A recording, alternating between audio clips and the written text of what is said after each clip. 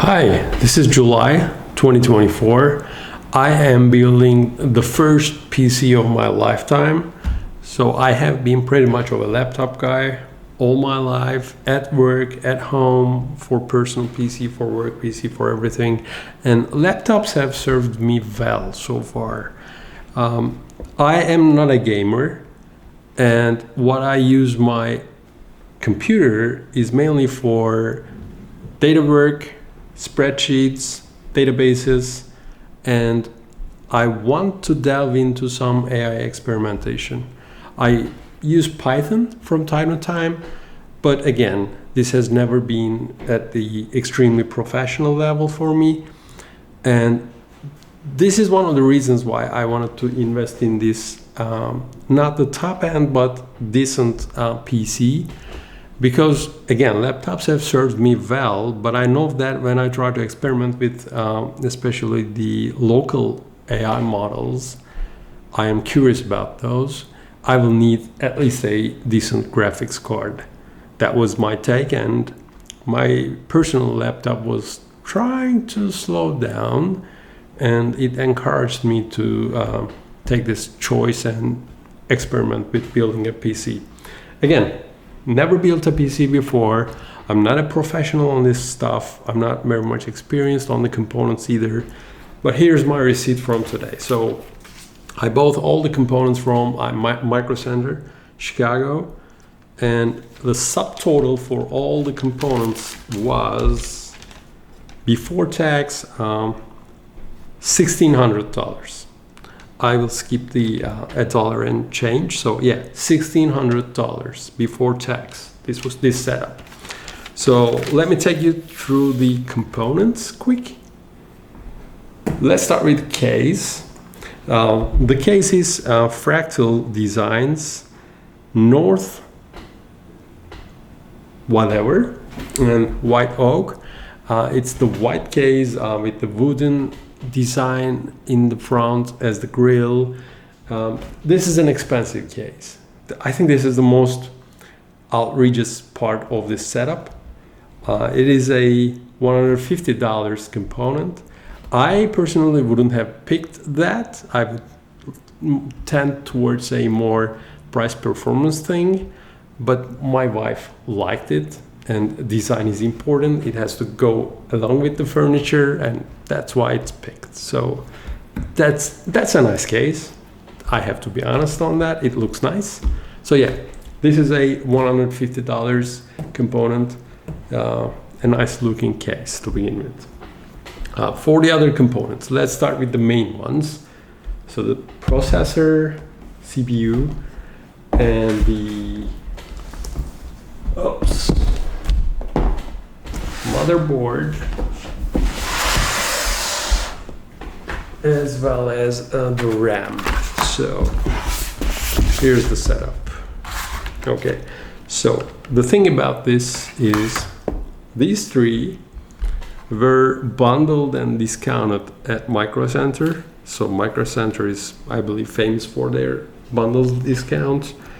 These three were normally priced as a total at $761 or $760. Yes, I'm checking my notes here. $760. These three. What is these three? AMD Ryzen's 7900X, ASUS ROG STRIX B650EF gaming Wi-Fi. Oh, you gamers, these have really long names. Okay, so B650E, and 32 gigs of RAM. So this combo was normally priced at $760.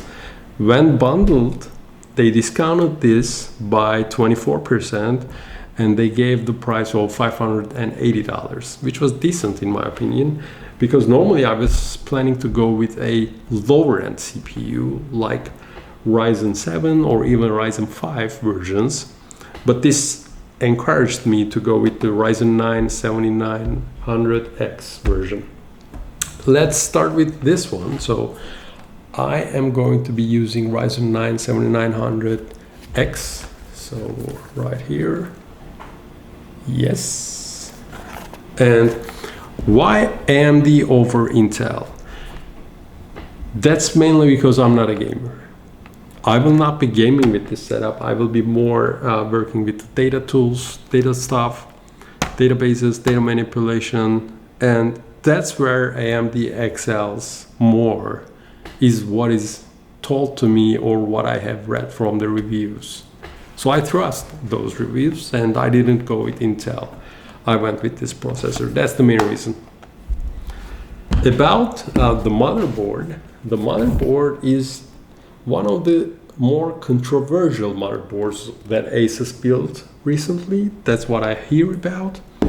People complain that this is failing them. I was aware of that case, but I just took my chances with it, to be honest. They offered me with the extended warranty for sure, but I passed on that. I will just take my chances with this. I hope it doesn't die on us, right? So this is the motherboard, and yeah, RAM, I even don't know what this brand is. G.Skill's Flare X5. I have never heard of this brand. I hope it's a good brand. Yeah, it's the classic 32 gigs DDR5 setup. So yeah, the combo was priced at $760 normally, but after the discount, the bundle discount, these three were $580 for me. Yep. So that's the first three. Then let's go with the other main component, the graphics card, the video card. That is the GeForce RTX 3060. Yes, ASUS GeForce RTX 3060. So why I did choose this one is because mainly one, I will not be gaming, and two, I still want to build a decent PC in case I need to work on heavier models that will require a graphics card like the AI models. And I sometimes use Adobe programs such as the Premiere or others. That's why I choose this one. It's not the top of the line, it's not the worst, but yeah, it should be a decent version. The Micro Center had the 3060 Ti version in their inventory as well, but that was refurbished. So I didn't want to take my chances with the refurbished one, and that's why I chose this one. They also had the Gigabyte version. Gigabyte had 3 fans. I don't know why, but I chose the ASUS one. One other difference that was interesting for me was the Ti version, which was refurbished, was rated at 8 gigabytes of memory. But this 3060, even if it's not Ti, same for the Gigabyte version, by the way, these are 12 gigabytes. This was surprising for me. I normally knew that the Ti versions were overclocked and they should have the higher gigabytes, isn't it? I'm not sure. That's how ignorant I am about this topic. So we have this as the graphics card. And the price for this was, let's check our invoice right here, $300 before tax. Okay. And then with the storage units. So these were pretty straightforward as well. 2 terabytes of Samsung NVMe 990 Pro and 4 terabytes of Seagate Barracuda hard disk drive, the old school 3.5 inch. And the prices for these were, let's see, the Samsung was priced at $175. The 2 terabytes, yeah, this is the 2 terabytes version. 1 terabyte version was priced around $129, $130, I believe. That's why I chose this one. This is slightly more expensive, but it gives me double the quota, 2 terabytes. And yeah, the price for the Seagate Barracuda 4 terabyte was, as of today, $85 before tax. The power supply. So this was also a pretty much straightforward pick based on the power output, 750 watts. Why? Because I won't be using a top-notch system like the 4090. I was told that they require at least 1000 watts of output for the power supply, but yeah, this was a good deal. This was the suggestion of the person working there as well. It was really helpful. The price for this was, let's check it right here, $100. I'm skipping the cents. $99.99, the best marketing trick of all times. Yeah, $100. I have one more component. Be Quiet Dark Rock Pro 5. This is again, I believe, one of the most popular coolers. I didn't want to go with a liquid cooler. No, that's not my thing. I don't want... One, it would already be an overkill for this setup, I believe. And two, even if it wouldn't be an overkill, I don't want something that requires maintenance. I think that it would require maintenance, so I went with the air cooling. The price for the Be Quiet was, again, $100. That's pretty much it. So I am pretty much a handyman. I like fixing stuff, working with things, working with my hands. And I asked if I need any special tools or anything, and they said no, just the thermal paste. I said fine, thank you. So at this point, I think we are ready to build this thing. I hope I will be able to make it work in the first shot. Again, the subtotal of everything here was $1,600 before tax, and this is without any extended warranty, no Windows license because I already have one to extend, and that's where we are. Let's start building.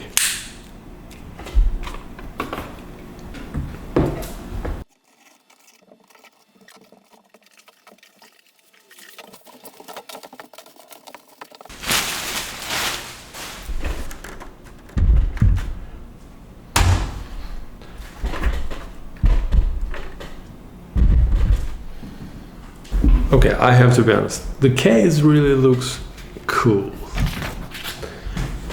Right here. I have fallen in love with it. It looks cool. Good enough. Good enough for a first timer. Okay. The problem that I have is I don't have an experience building a PC, which I told you about. That's why I think I will have to go through this user guide or some YouTube videos to support me on this one, but it should be a pretty much straightforward, hopefully. Yes, it really looks nice. It looks like a vintage design from the Jetsons. And here, how the side looks. The side is glass, the other side is metal. And this is the back of it. Ooh. 2 fans in the front, no extra fans. Should I have purchased an extra fan? I don't know, maybe we will see that. Yeah. Let's start with the build. Let's start with disassembling the case. This is the glass-sided version. There's also a metal-sided mesh version of this one. I have to say that I have already fallen in love with this case. It looks so nice. Okay, the first step is I don't know the first step, so I have to be honest, I will go with the user guide. Let's check what the user guide tells me to do. So, okay, it has this builder's guide here, and the builder's guide says 1. Remove side panels. Let's do that. Okay.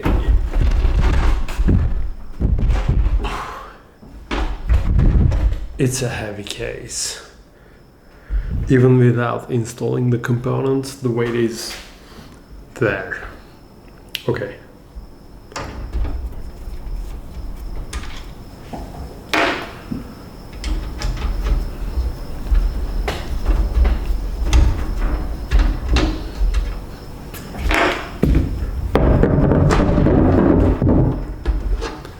The glass panel removed.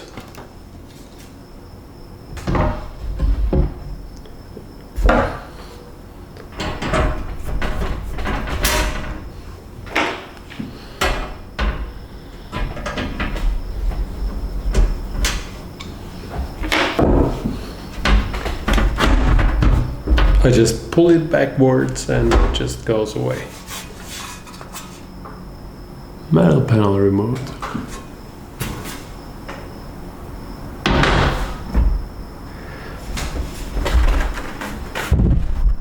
Okay, so this is how the case now looks like. At the bottom, we have the power supply entrance as well as 2 slides, case slides for the HDDs or 3.5 drives, 3.5 inch drives. Here we have the control panel, wires attached to velcros, secured with velcros, which is nice. Here's all those cables out, and there are 2 again hard disk drive cases, metal cases. I will remove just one of those since I will be installing 1 hard drive, and in this case I'm removing the front one because the front one contains the accessory box.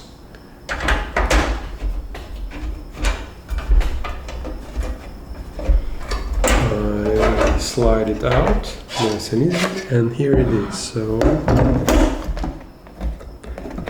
I unscrew that from the case, and here we are.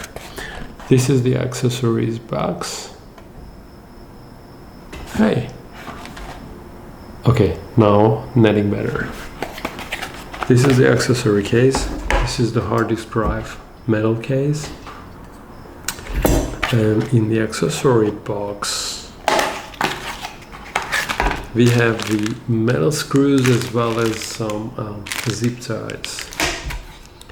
Okay, so should I go with installing the hard disk drive first or what? I will have to refer to the user's manual for this. I'm sorry, I'm not an expert. Okay, the second step, it says after removing the side panels, install the power supply. I think the power supply will be the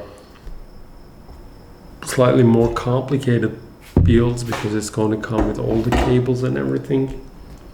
After the motherboard, there's nothing else, to be honest. So let's go with the power supply installation. Where is our power supply? Oh, right here. Okay. Again, this is the power supply that we have. ASUS 750 Tough Gaming power supply unit. Are you ready for some unboxing? Okay. It always feels nice, right?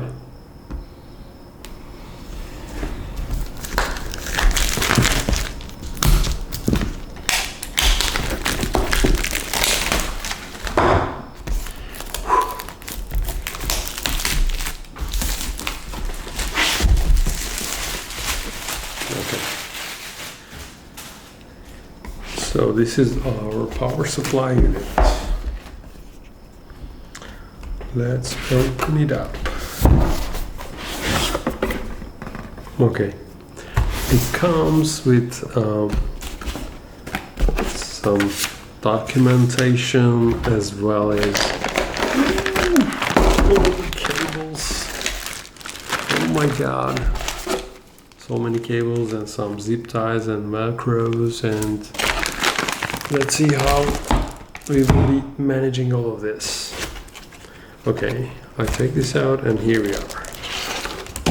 This is our power supply.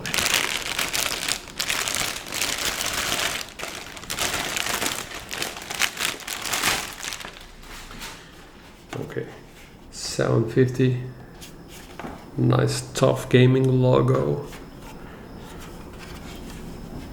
Here we are, and let's see. Okay, the fan has to go downwards, I hope. Should be right. Let's get rid of the box. Okay.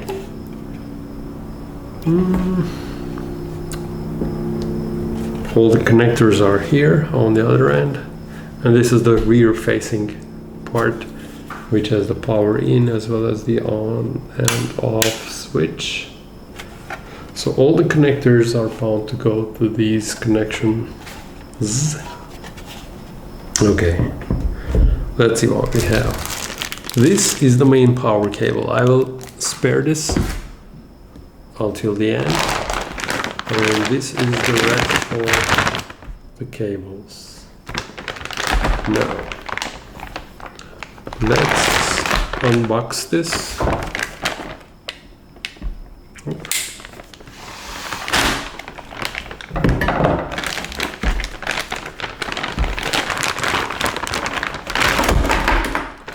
Okay, here I have 1, 2, 3, 4, 5, 6, 7, 8, and 9 cables.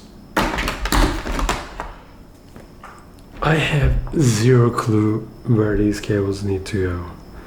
Do I need all of these cables at this point? Do I need some of those at this point? Because I have less components than a fantastic setup? I don't know. I will find out. Okay, where's the user's manual for this one?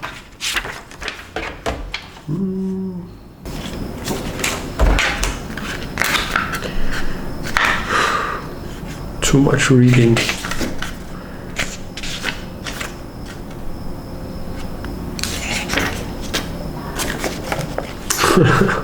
It basically says connect everything. Okay, I will try to.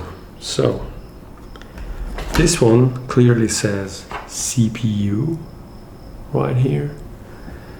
Okay, this one says PCIe. I think these help.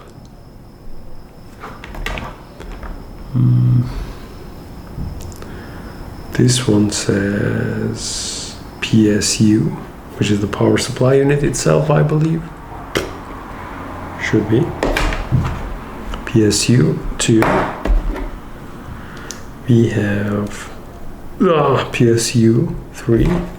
Okay, 1, 2. These are not the same cables though, but I'll say PSU.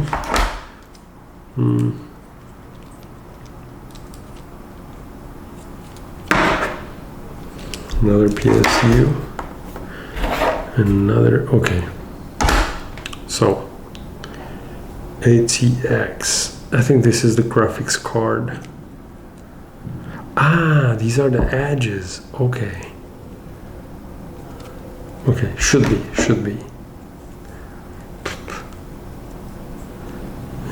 Motherboard or graphics card.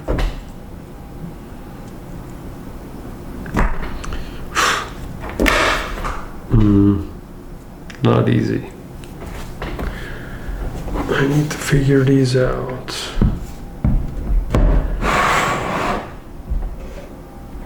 PCIe MB, which is motherboard, right? CPU, PCIe, peripherals, SATA, Molex. Okay.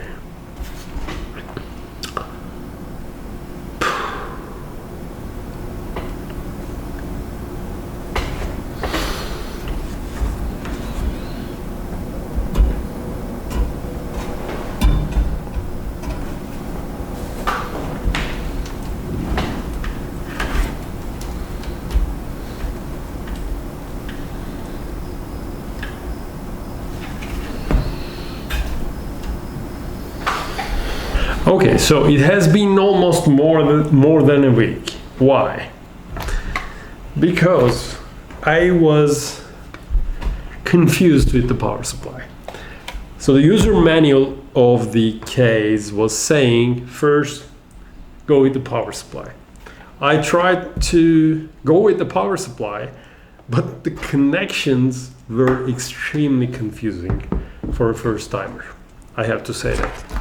So there's countless of different cables, and it's impossible to guess what to do with which one.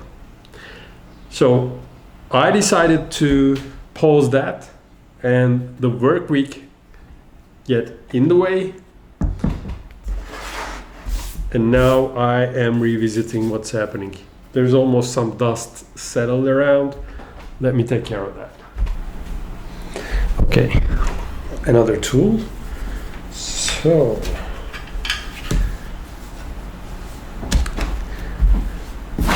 okay. Another problem while I was waiting is I learned that the case, again, I'm a first timer, the case has just 2 fans in the front, nothing else. And unfortunately, the sales guy at the shop did not educate me on that. Although I told that I was a first timer and I had no idea, and I asked, do I need anything else? I had to buy a new fan. So I bought this one, the Arctic 120mm PWM, non-RGB of course. And I'm going to mount this to the back as an exhaust fan. Sounds like a plan. However, nope. So take care of your fans if you are a first timer. I didn't have an idea. Alright, I thought the ones on the case were enough. They're not. So what to do now? I think I will start with the motherboard, because motherboard is the critical component that tells me where all of this stuff also goes to. So I will start with the motherboard. That's the decision I made. Let's see if I'm going to succeed with that, right? For the time being, I'm taking the power supply aside, and let's go with the motherboard.